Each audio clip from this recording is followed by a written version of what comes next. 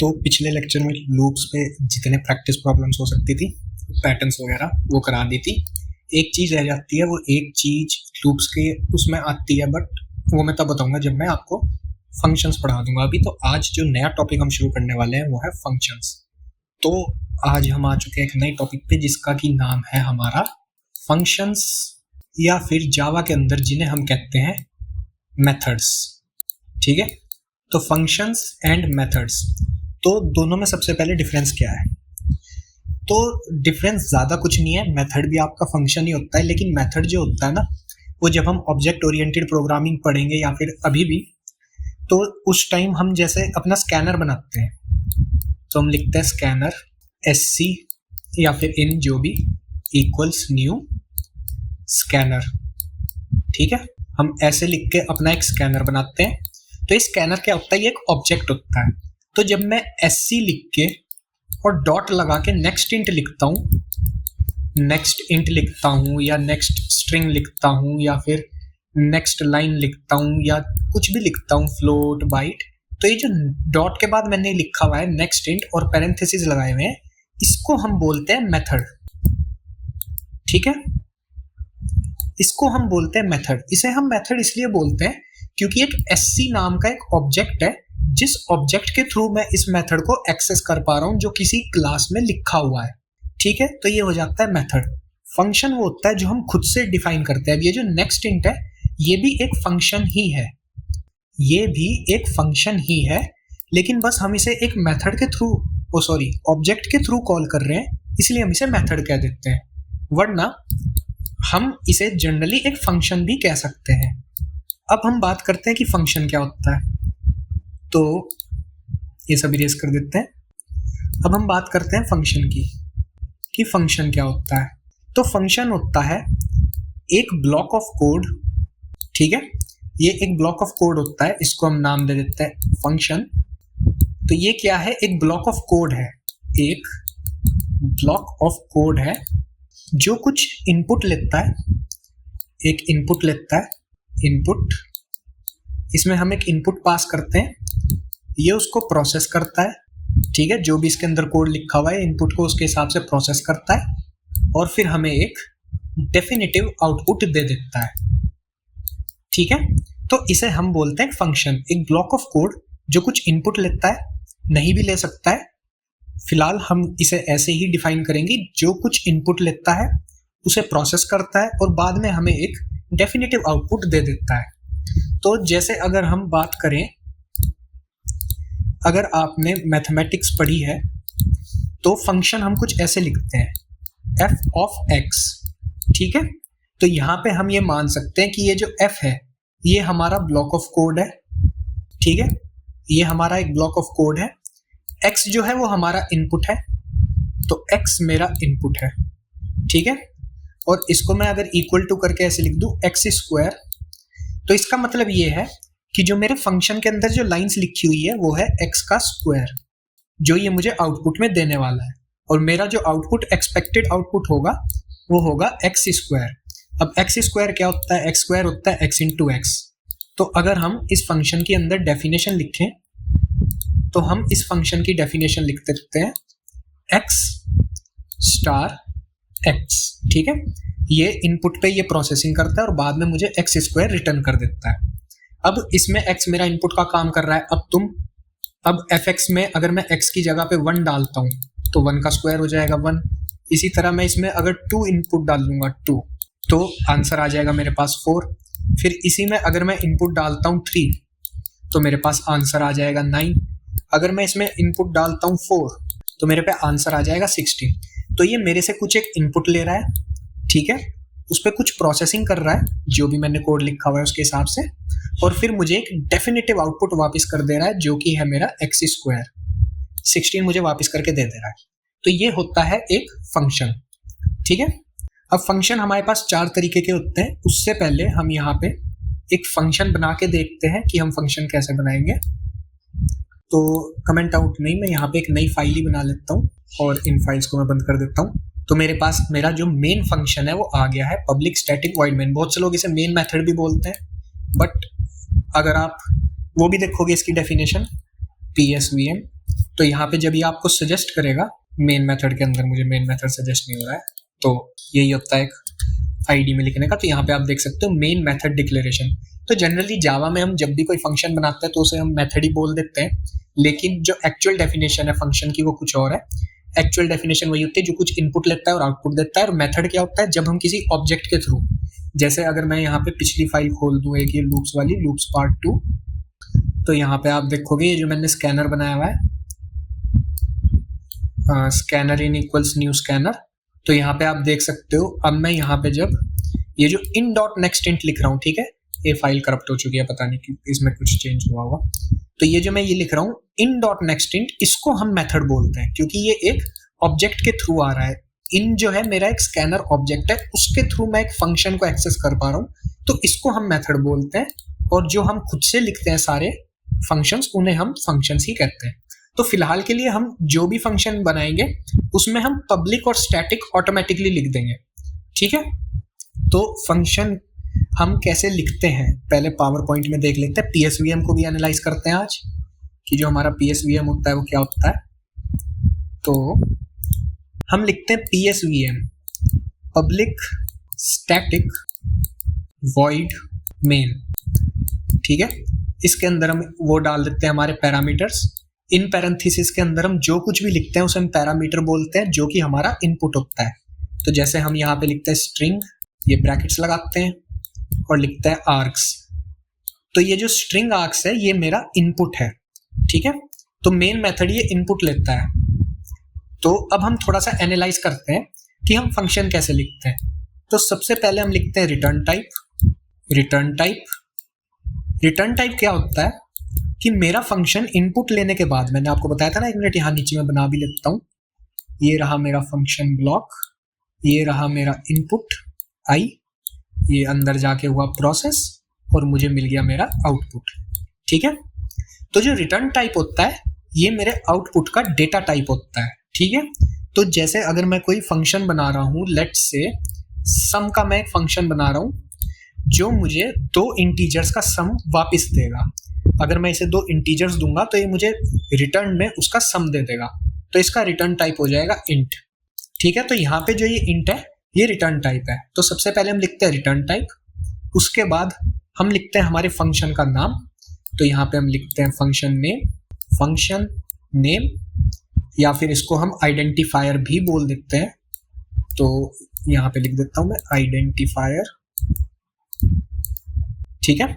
उसके बाद हम लगाते हैं ये ब्रैकेट्स, इसके अंदर हम हमारे इनपुट लिख देते हैं कि अगर कुछ इनपुट लेता होगा फंक्शन तो हम उन्हें यहाँ पे डिफाइन करते हैं, और फिर हम लगाते हैं हमारे कर्ली ब्रेसेस, और ये हो जाता है आपका एक फंक्शन कंप्लीट, ठीक है। अब हम इसे जरा थोड़ा सा अपने पीएसवीएम के साथ में वो करके देखते हैं, कंपेयर करके देखते हैं। तो पब्लिक स्टैटिक को तो फिलहाल के लिए भूल जाओ, ये अभी के लिए हमारे सारे फंक्शंस के आगे लगा हुआ होगा, ठीक है। पब्लिक और स्टैटिक, यहाँ पे ये हमारा एक्सेस मॉडिफायर होता है और ये एक स्टैटिक एक कीवर्ड होता है, ये हम ऑब्जेक्ट ओरिएंटेड के टाइम पे पढ़ेंगे। फिलहाल के लिए यहाँ पे जो हमारा वॉइड है वो है रिटर्न टाइप, ठीक है। तो वॉइड रिटर्न टाइप क्या होता है?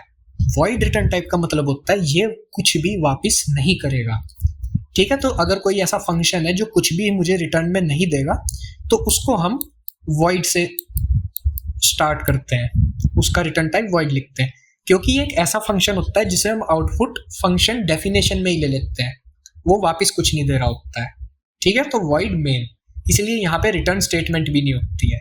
लेकिन अगर ये एक रिटर्न टाइप अगर इसका इंट है तो यहाँ पे एक रिटर्न स्टेटमेंट लिखी हुई होगी। रिटर्न का मतलब ये है फंक्शन पूरा रन होने के बाद मुझे क्या वापस कर रहा है, ठीक है। उसके बाद मेन हमारा फंक्शन का नेम है या आइडेंटिफायर है, फंक्शन नेम। उसके बाद ये पैरेंथेसिस जिसमें हम इनपुट देखते हैं, और ये आप देख सकते हो यहाँ पे स्ट्रिंग आर्क्स नाम का एक इनपुट आ रहा है हमारे पास वॉइड मेन में, ठीक है। और मेन के अंदर हम अपना सारा जो कुछ भी है वो लिख देते हैं, तो ये हो जाता है हमारा मेन फंक्शन। तो इसी को हम फंक्शन बोलते हैं, ठीक है। तो ये रहा मेन फंक्शन। अब सबसे पहले तो मैं एक स्कैनर बना लेता हूँ और यहाँ पे एक स्कैनर इंपोर्ट कर लेते हैं। वैसे हम काम बिना स्कैनर के भी कर सकते हैं, चलो बिना स्कैनर के करेंगे, ठीक है। आज जल्दी जल्दी करेंगे ये वीडियो, मतलब कुछ एक्स्ट्रा नहीं होगा। तो वॉइड मेन, ठीक है। अब हम यहाँ पे एक फंक्शन बना लेते हैं जो मुझे एक सम वापस करके देगा, ठीक है, दो इंटीजर्स का सम मुझे रिटर्न करके देगा। तो सबसे पहले बाय डिफॉल्ट हम लिखेंगे पब्लिक स्टैटिक, ठीक है, हर फंक्शन के आगे हमें लिखना ही लिखना है। और ये हम फिलहाल अपनी मेन क्लास के अंदर ही फंक्शन बना रहे हैं। हम किसी और क्लास में भी फंक्शन बना सकते हैं, पर वो अब हम अभी नहीं पढ़ेंगे, वो हम पढ़ेंगे ऑब्जेक्ट ओरिएंटेड के टाइम पे, ठीक है। अब ये मुझे वापस क्या ला के दे रहा होगा, ये मुझे सम ला के दे रहा होगा दो इंटीजर्स का। तो इसका रिटर्न टाइप आपने गेस कर लिया होगा, इंट होने वाला है। और फंक्शन का जो हम नाम रखते हैं ना, वो हमें डिस्क्रिप्टिव नाम रखना चाहिए, मतलब नाम को पढ़ते ही समझ आ जाना चाहिए कि फंक्शन क्या कर रहा है। तो ये सम को कैलकुलेट करता होगा, तो मैं लिख देता हूं यहाँ पे कैलकुलेट सम, ठीक है। और यहाँ पे कर्ली ब्रेसिस, और इन कर्ली ब्रेसिस से पहले हम यहाँ पे लिखेंगे हमारे इनपुट, जो भी इनपुट आ रहे होंगे। तो मेरे पास दो इंटीजर्स आ रहे होंगे, तो यहाँ पे मैं कुछ ऐसे लिखूंगा इंट ए कॉमा इंट बी, ठीक है। तो ये हो गए हमारे पैरामीटर्स कि ये क्या क्या इनपुट लेने वाला होगा। यहाँ पे क्या होगा, हम एक इंटीजर बना लेते हैं सम, जिसको हम इक्वल दे देंगे a प्लस बी, जो मेरे इनपुट्स होंगे a प्लस बी। ये जो इनपुट्स हैं ये सिर्फ आपको यहाँ पे डिफाइन करने होते हैं पैरेंथेसिस के अंदर, इसके बाद आप इन्हें डायरेक्टली यूज कर सकते हो अपने फंक्शन डेफिनेशन में, ठीक है। और मैं सम को कर दूंगा रिटर्न, तो रिटर्न सम, ठीक है। तो ये हो गई। अब ये फंक्शन क्या करा करेगा, जब भी मैं इसको बुलाऊंगा, यानी मैं जब भी फंक्शन कॉल लगाऊंगा, अभी फंक्शन कॉल भी हम देखेंगे, तो ये मुझे सम लाके दे देगा दो इनपुट्स का, ठीक है। तो अभी मैं इसे कॉल करता हूं, तो फंक्शन कॉल क्या होती है, जब भी मैं अपने फंक्शन को बुलाऊंगा काम करने के लिए, यानी कि जब भी मैं अपने मेन मेथड में अपने फंक्शन को कोई काम परफॉर्म करने के लिए एक्सेस करूंगा, उसे हम बोलते हैं फंक्शन कॉल, ठीक है। तो अब क्या करेंगे, हम यहाँ पे एक वेरिएबल बना लेते हैं इंट आंसर इक्वल्स टू, अब यहाँ पे मैं अपने सम को कॉल करूंगा, तो कैलकुलेट सम, ये देखो इसने मुझे दे दिया यहाँ पे सजेशन। अब मैं इसमें दो इनपुट दूंगा इंटीजर के, तो यहाँ पे मैं दे देता हूँ 6 कॉमा लिख देते हैं 7, ठीक है। अब आप यहाँ पे देख भी सकते हो कि इसने जो इंट ए है उसको 6 असाइन कर दिया है, और जो इंट बी है उसको 7 असाइन कर दिया है।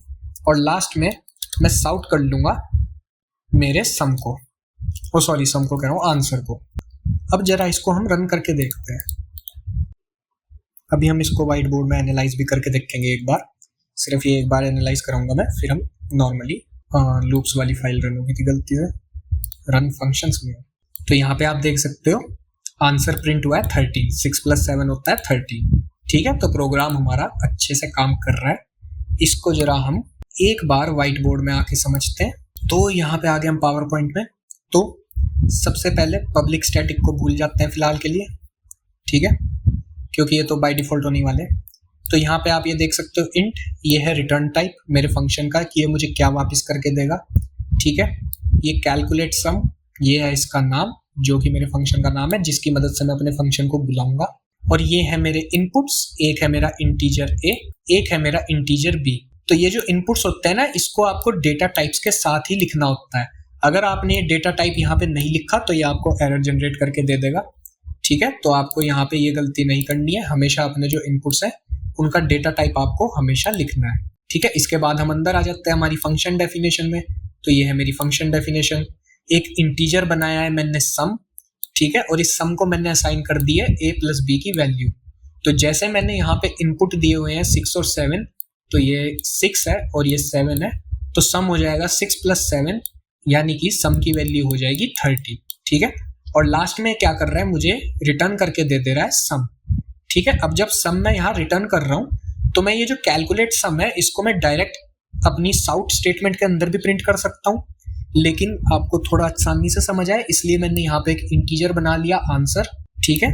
और इसके अंदर मैंने ये जो वैल्यू मेरे पास रिटर्न होके आ रही थी सम की, जो कि 13 थी, इस 13 को ले जाके मैंने अपने आंसर में स्टोर करा दिया। अब यहाँ पे आप देख सकते हो मैंने लिखा हुआ है कैलकुलेट सम, जो कि मेरे फंक्शन का नाम है। तो जैसे हम किसी वेरिएबल को एक्सेस करते हैं, जैसे यहाँ पे मैंने साउट के अंदर लिखा हुआ है आंसर, तो मैंने सिर्फ आंसर उसका नाम लिखा हुआ है मेरे वेरिएबल का, मैंने उसका डेटा टाइप नहीं लिखा है।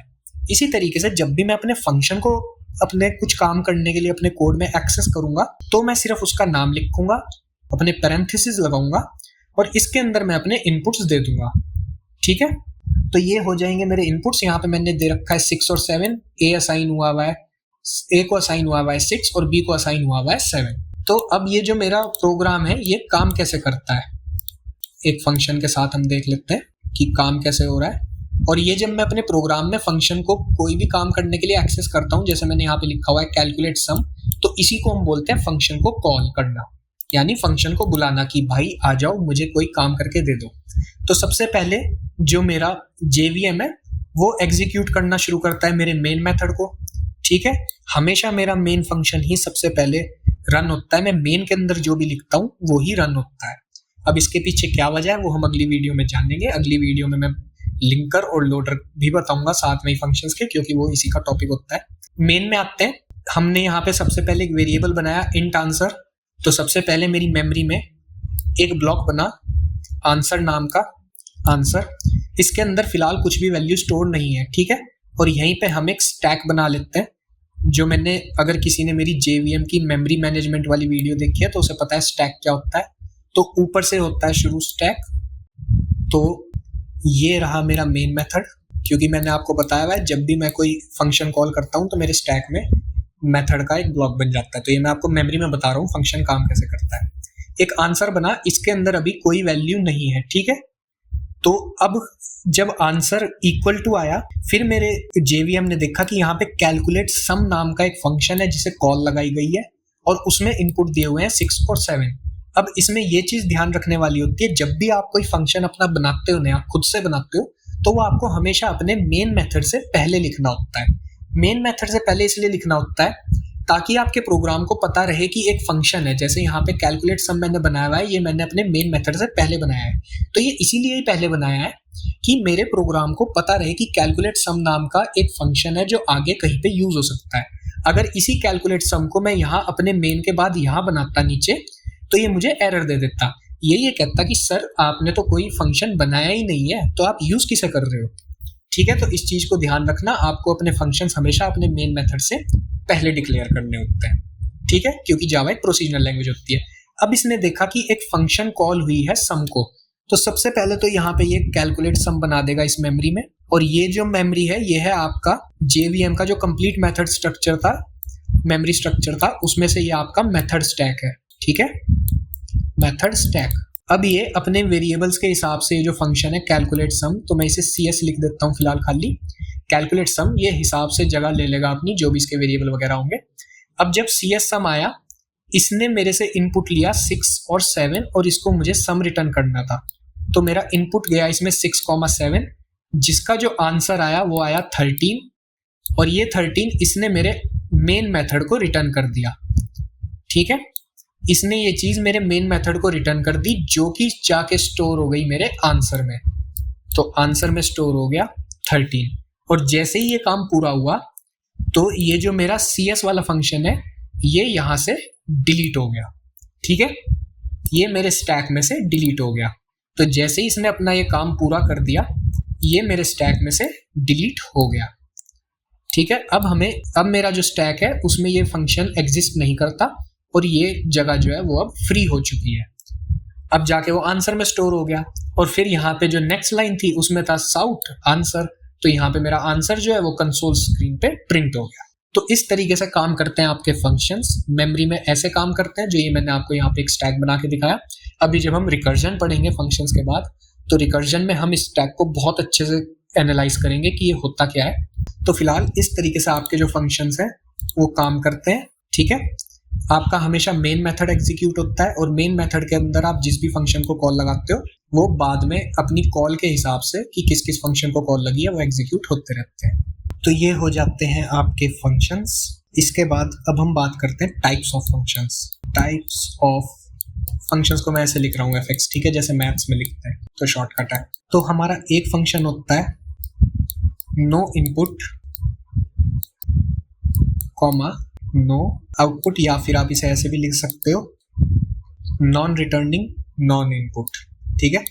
सेकंड होता है हमारा जो हमारा इनपुट लेता है, ठीक है, लेकिन रिटर्न कुछ नहीं करके देता, तो नो रिटर्न, और बल्कि इसको ना आप आउटपुट नहीं है रिटर्न ही होगा, तो नो रिटर्न, ठीक है। तीसरा जो कि हमारा इनपुट भी लेता है, इनपुट कॉमा हमें कुछ वैल्यू रिटर्न भी करता है, ठीक है। तीसरा होता है जो हमारा कोई इनपुट नहीं लेता, नो इनपुट, लेकिन हमें एक वैल्यू रिटर्न करके देता है, ठीक है। चारों के एग्जांपल अभी बताऊंगा। तो यहाँ पे आ जाते हैं। अब ये जो हमारा ये फंक्शन है पब्लिक स्टैटिक इन कैलकुलेट सम, ये है हमारा विद इनपुट एंड रिटर्निंग, ठीक है। इनपुट भी लेता है, इंट ए इंट बी, दो इनपुट आ रहे हैं, इनपुट ले रहा है और यहाँ पे रिटर्न भी करके दे रहा है एक वैल्यू। तो ये हो गया हमारा इनपुट एंड रिटर्निंग। तो यहाँ पे ये वाला जो है, थर्ड वाला जो है, इसका एग्जांपल हमने देख लिया है अभी के अभी, जो हमारा सम फंक्शन था, ठीक है। अब हम बात करते हैं नो इनपुट और नो रिटर्न। तो ये कैसा फंक्शन है जो ना कुछ इनपुट दे रहा है ना कुछ रिटर्न करके दे रहा है, हो सकता है। तो अभी के लिए हम इस कोड को कर देते हैं कमेंट आउट, ठीक है। एक फंक्शन बनाते हैं हमारा यहाँ पे पब्लिक स्टैटिक वॉइड, वॉइड इसलिए क्योंकि ये कुछ भी रिटर्न नहीं करके देगा। तो जो भी फंक्शन कुछ भी रिटर्न नहीं करता है उसका डेटा टाइप जो है, जो रिटर्न टाइप होता है वॉइड, ठीक है। और इसको हम दे देते हैं नाम ग्रीट, ठीक है। और ये कुछ भी इनपुट नहीं ले रहा होगा तो पैरेंथेसिस को मैं यहाँ पे खाली छोड़ दूंगा, ठीक है। अब ये क्या करेगा, ये सिंपली यहाँ पे साउट कर देगा hello user how may I help, ठीक है। और अब मैं इसको यहाँ पे कॉल करता हूँ। तो यहाँ पे मेन मेथड के अंदर मैं लिखूंगा ग्रीट, ठीक है। अब हम इसको रन करते हैं। तो यहाँ पे देखो ग्रीटिंग आ चुकी है, hello user how may I help, ठीक है। तो इसने कोई इनपुट नहीं लिया, इसमें कोई रिटर्न स्टेटमेंट भी नहीं है, यहाँ पे देख सकते हो, ना इसने इनपुट लिया ना कुछ रिटर्न करके दिया। तो ये हो गया आपका नॉन इनपुट और नॉन रिटर्निंग। तो इस व्हाइट बोर्ड को बंद करता हूँ। तो ये वाला भी हमारा हो गया नो इनपुट नो रिटर्न। अब थर्ड हम बात करते हैं इनपुट बट नो रिटर्न। अब ये कैसे हो सकता है? हो सकता है तो यहाँ पे मैं ये जो मेरा कैलकुलेट सम है इसी को थोड़ा सा चेंज करूंगा। सबसे पहले इसका जो रिटर्न टाइप है उसको मैं कर दूंगा वॉइड, ठीक है। रिटर्न स्टेटमेंट हटा दूंगा। यहाँ पे नीचे देख सकते हो रेड लाइन आ चुकी है, तो रिटर्न स्टेटमेंट तो हट ही जाएगी, ठीक है। अब इसमें मैं क्या करूंगा, मेरा जो सम है इसको मैं इस फंक्शन में ही साउट कर दूंगा, तो साउट सम, ठीक है। अब मैं क्या करूंगा, सिंपली इस फंक्शन को यहाँ पे कॉल कर दूंगा कैलकुलेट सम, और इसमें मैं कुछ इनपुट्स डाल दूंगा 6,7, ठीक है। अब इसको रन करते हैं। तो यहाँ पे आप देख सकते हो आंसर फिर से 13 आ गया। तो जो मेरा इनपुट बट नो रिटर्न वाला फंक्शन होता है वो क्या होता है, उसमें मैं आउटपुट उस फंक्शन के अंदर ही ले लेता हूँ, इसलिए मुझे कुछ भी रिटर्न करने की जरूरत नहीं पड़ती है, ठीक है। तो ये हो गया आपका इनपुट बट नो रिटर्न। अब हम चौथे वाले की बात करते हैं जो कि होता है नो इनपुट बट रिटर्न। ये तो आप यूज करते हुए आ रहे हो, बहुत पहले से ही यूज करते हुए आ रहे हो। क्या यूज कर रहे हो इसके लिए मैं आपको बताता हूँ। यहाँ पे हम इंपोर्ट कर लेते हैं अपना स्कैनर। तो इंपोर्ट java.util.scanner, ठीक है। यहाँ पे हम बना लेते हैं अपना एक स्कैनर। तो scanner in equals new scanner system dot in. तो ये मेरा स्कैनर ऑब्जेक्ट बन गया। इसके बाद मैं एक इंट ए बनाता हूँ, इक्वल्स लिखता हूँ, इन डॉट नेक्स्ट इंट लिखता हूँ और यहाँ पे कॉलन लगा देता हूँ अपना सेमी कॉलन। कैलकुलेट सम को हम कर देते हैं कमेंट आउट, ठीक है। अब जरा ध्यान से देखो, मैंने आपको कहा था नेक्स्ट इंट भी एक फंक्शन ही होता है, बस हम इसे एक मेथड में से एक ऑब्जेक्ट से कॉल करते हैं, इसलिए हम इसे मेथड बोल देते हैं। यहाँ पे आप देख सकते हो जो पैरेंथेसिस है वो एम्प्टी है। जैसे यहाँ पे मैंने जब कैलकुलेट सम को कॉल किया तो मैंने 6 और 7 डाला। इससे पहले जब मैंने ग्रीट को कॉल किया था उस टाइम मैंने खाली ऐसे लिख दिया था ग्रीट, ठीक है। सेम इसके अंदर पैरेंथेसिस के अंदर कुछ नहीं लिखा था। तो यहाँ पे भी आप देख सकते हो पैरेंथेसिस के अंदर कुछ नहीं लिखा हुआ है, लेकिन ये आपको रिटर्न क्या करता है, जो भी आपका यूजर जो इनपुट डालता है इंटीजर, जो भी अगला इंटीजर यूजर इनपुट करेगा ये उसको आपको रिटर्न करके दे देगा और वो जाके स्टोर हो जाएगा ए के अंदर। तो ये वाला जो मेथड है ये आपका सबसे परफेक्ट एग्जांपल है नो इनपुट बट रिटर्निंग का, ठीक है। आगे बढ़ते हैं। इसके बाद हम बात करेंगे अपने पैरामीटर्स की। अब पैरामीटर्स क्या होते हैं, जब भी मैं अपना कोई फंक्शन कॉल करता हूँ, यहाँ पे हम सबसे पहले लिख लेते हैं एक फंक्शन इंट, और पब्लिक स्टैटिक पीछे लिखा ही होगा भाई, उसको फिलहाल छोड़ दो। इंट सम, यहाँ पे एक इंट ए, एक है इंट बी, ठीक है। यहाँ पे कुछ एक डेफिनेशन है और ये रिटर्न करता है मुझे a प्लस बी। तो मैं यहाँ पे क्या कर सकता हूँ, एक सम वेरिएबल ना बना के सीधा ऐसे रिटर्न में भी लिख सकता हूँ ये स्टेटमेंट a प्लस बी। ठीक है, इसके बाद हम आ जाते हैं अपने मेन मेथड में। मेन, यहाँ पे मैं स्ट्रिंग आर्ग्स नहीं लिख रहा हूँ, अंदर आते हैं। यहाँ पे मैं अपने फंक्शन को कॉल करता हूँ सम। ठीक है, इसके पहले एक वेरिएबल भी होगा यहाँ पे इंट a इक्वल्स सम। सम के अंदर मैं पास कर देता हूँ 6,7 क्लोज। तो पैरामीटर्स हम किसे कहते हैं, ये जो हमने ये इनपुट्स लिखे हुए हैं इंट a और इंट b, इनको हम बोलते हैं पैरामीटर्स। यहाँ पे ये जो 6 और 7 है इनको भी हम बोलते हैं पैरामीटर्स, लेकिन दोनों में होता है एक छोटा सा डिफरेंस। वो क्या होता है अभी बताता हूँ मैं आपको। ये मेन हटा लेते हैं, ठीक है, इस मेन को थोड़ा अच्छे से लिखेंगे और सॉर्ट कर लेते हैं अपने आंसर को। ठीक है, अब यहाँ पे ये जो 6 और 7 है, पेन का कलर चेंज कर लेता हूँ मैं। तो यहाँ पे ये जो 6 और 7 है ये भी पैरामीटर्स हैं, और यहाँ पे ये जो इंट a और b है ये भी पैरामीटर्स है, पर इन दोनों के नामों में डिफरेंस है। ये जो हमारे 6 और 7 है इनको हम बोलते हैं एक्चुअल पैरामीटर्स, और ये वाले जो इनपुट्स हैं जो मैंने अपने फंक्शन डेफिनेशन के टाइम पे यहाँ पे डिफाइन करे हुए इनको हम बोलते हैं फॉर्मल पैरामीटर्स। अब इन्हें ऐसा क्यों बोलते हैं अभी मैं आपको दिखाता हूँ। तो यहाँ पे हम इसको जरा कमेंट आउट कर देते हैं। यहाँ पे दो वेरिएबल्स बनाते हैं, int a equal 6 comma b equals 7। ठीक है, अब मेरा एक इंट आंसर होगा, इंट आंसर इक्वल्स, मैं अपने कैलकुलेट सम को कॉल कर रहा हूँ और इसमें पास कर रहा हूँ a कॉमा b। ठीक है, और ये जो कैलकुलेट सम है ये इंटीजर इनपुट ले रहा होगा, इंट a और इंट b, और ये यहाँ पे साउट नहीं रिटर्न करेगा सम को, और इसका रिटर्न टाइप होगा इंट। तो अब ये जो है ये फॉर्मल पैरामीटर्स, वो सॉरी एक्चुअल पैरामीटर्स हैं, और ये है फॉर्मल पैरामीटर्स। अब ऐसा कहने का मतलब क्या है, अगर मैं इसको रन करता हूँ तो मेरे पास यहाँ पे आंसर में स्टोर हो जाना चाहिए 13, जो कि मैंने साउट नहीं किया। बेसिकली मैं क्या कहना चाह रहा हूँ, साउट आंसर रन कर लेते हैं। तो यहाँ पे आप देख सकते हो 13 प्रिंट होके आया है। ठीक है, लेकिन अगर मैं इनका नाम चेंज कर दूं, C कर दूं और यहाँ पे D कर दूं, और अब इनपुट्स दे दूं C, D, अब यहाँ पे जो मेरे वेरिएबल्स हैं उनका नाम डिफरेंट है, लेकिन यहाँ पे तो ये A और B को इनपुट ले रहा है, तो क्या एरर आएगा? रन करके देखते हैं। तो कोई एरर नहीं आया, मेरा प्रोग्राम रन किया। तो इसी वजह से हम इनको बोलते हैं एक्चुअल पैरामीटर्स और इनको बोलते हैं फॉर्मल पैरामीटर्स। ये क्या होता है, ये सिर्फ इस फंक्शन के लिए, जो मेरा कैलकुलेट सम है, इस फंक्शन के लिए इन वेरिएबल्स का नाम है a और b, जो कि मैं यहाँ पे डेफिनेशन लिखते हुए यूज करूंगा।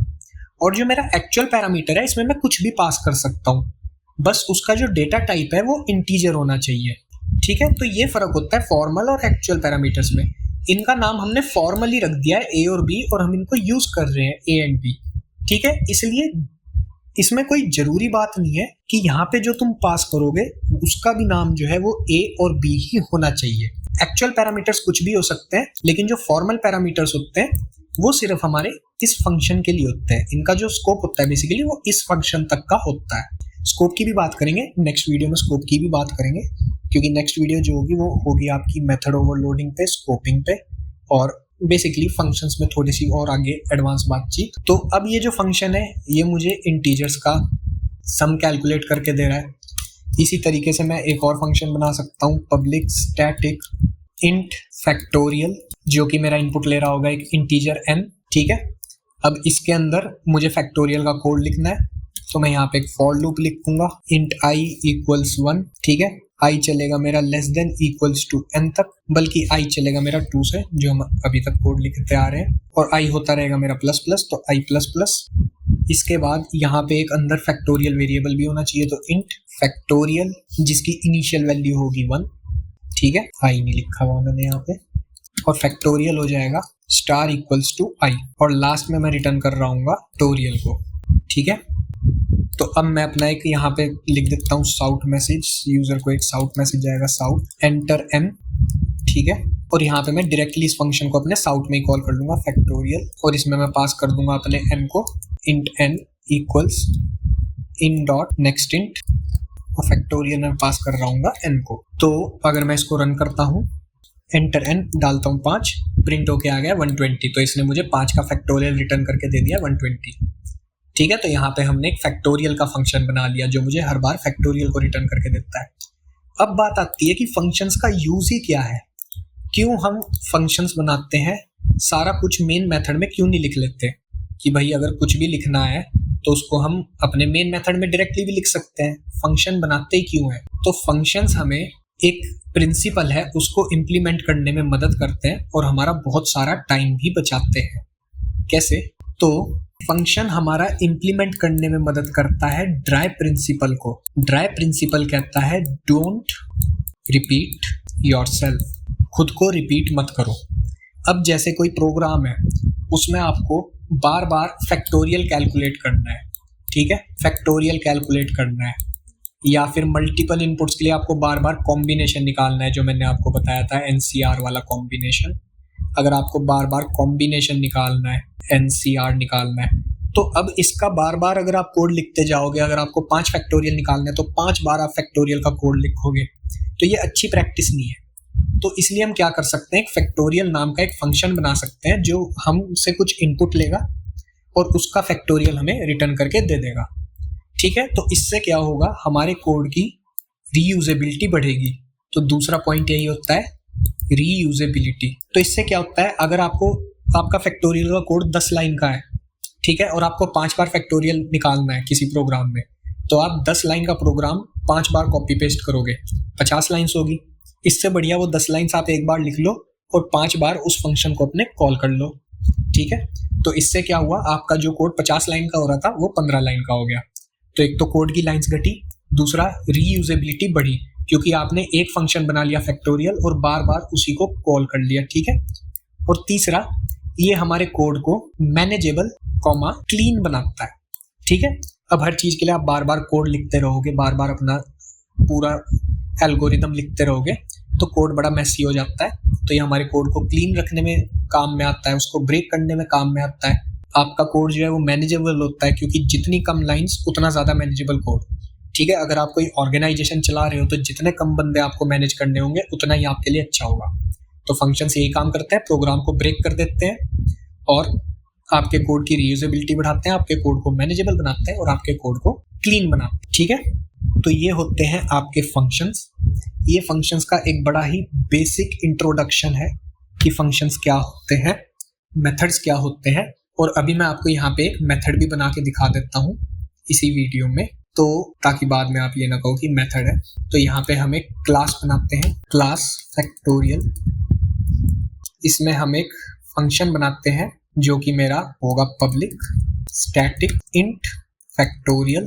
फिलहाल हम फैक्टोरियल का ही फंक्शन बना रहे हैं और ये मेरे से एक इनपुट ले रहा होगा n। तो यहाँ पे इंट n, इसके अंदर एक इंटीजर होगा फैक्टोरियल। एक फॉर लूप चलेगा i इक्वल्स 2 से लेके i जाएगा less than equals to n तक, i होता रहेगा प्लस प्लस। फैक्टोरियल की इनिशियल वैल्यू दे देते हैं यहाँ पे 1। फैक्टोरियल हो जाएगा मेरा स्टार इक्वल्स टू i और लास्ट में मैं रिटर्न कर रहा हूँ अपने फैक्टोरियल को। ठीक है, अब मुझे अगर मेरा ये वाला जो फंक्शन है इसको एक्सेस करना है तो मुझे सबसे पहले अपनी क्लास का एक ऑब्जेक्ट बनाना पड़ेगा। तो यहाँ पे हम अपने मेन मेथड में आ जाते हैं। ये रहा मेरा मेन मेथड, ये साउथ वाली लाइन यहाँ से हटा देते हैं। n हमारे पास इनपुट है। अब हम जैसे स्कैनर का ऑब्जेक्ट बनाते हैं, in scanner in equals to new scanner, इसी तरीके से मेरी इस क्लास का नाम है फैक्टोरियल। अब इसका हम कुछ नाम रख देते हैं, फैक्टोरियल ही रख देते हैं, फैक्टोरियल इक्वल्स न्यू, मेरी क्लास का नाम फिर से फैक्टोरियल सेमीकोलन। अब मैं लिखूंगा फैक्टोरियल और यहाँ पे हमने स्टैटिक लगाया है क्या, इसको ना सॉरी हमें स्टैटिक नहीं लगाना था, इसमें स्टैटिक को हटा दो। तो फैक्टोरियल डॉट लिखूंगा फैक्टोरियल और इसमें मैं पास कर दूंगा n को। ठीक है, और यहाँ पे मेरा एक इंट आंसर होगा, तो इंट आंसर में आ जाएगा फैक्टोरियल डॉट फैक्टोरियल n। अब ये थोड़ा सा कंफ्यूजिंग है तो इसको हम यहाँ पे फैक्टोरियल की जगह फैक्ट कर देते हैं और इसको भी फैक्ट कर देते हैं। ठीक है, तो मेरा फैक्ट एक ऑब्जेक्ट है बिल्कुल मेरे स्कैनर की तरह, जिसके अंदर एक फंक्शन है फैक्टोरियल, उसको मैं कॉल कर रहा हूँ यहाँ पे और वो जो मुझे रिटर्न करके देगा वो मेरे आंसर में स्टोर हो जा रहा है और साउट कर दे रहा हूँ मैं यहाँ पे अपने आंसर को। ठीक है, अब ये जो तरीका है फैक्टोरियल निकालने का, ठीक है, मैंने एक ऑब्जेक्ट के थ्रू एक फंक्शन को कॉल किया, तो इसको हम बोल लेंगे मेथड, कि मैंने अपनी फैक्टोरियल क्लास का एक मेथड कॉल किया जिसका नाम था फैक्टोरियल, ठीक है, तो इसको हम बोलते हैं मेथड। अब अगर मैं इसको रन करूंगा तो भी मुझे जो आउटपुट है वो सेम आएगा। एंटर एन पूछ रहा है, 5 डालता हूँ, 120 आ गया। तो ये होता है हमारा मेथड, ठीक है। अभी अगर मेथड आपको समझ में नहीं आया कोई बात नहीं है, जब ऑब्जेक्ट ओरिएंटेड प्रोग्रामिंग हम करेंगे, बल्कि चलो क्लासेस ऑब्जेक्ट मैं अगली वीडियो में ही बना दूंगा, क्योंकि स्कोपिंग भी बतानी है, तो स्कोपिंग बतानी है तो पूरी बतानी पड़ेगी। तो क्लासेस और ऑब्जेक्ट अगली वीडियो में देखेंगे, उसी में हम मेथड्स पढ़ेंगे।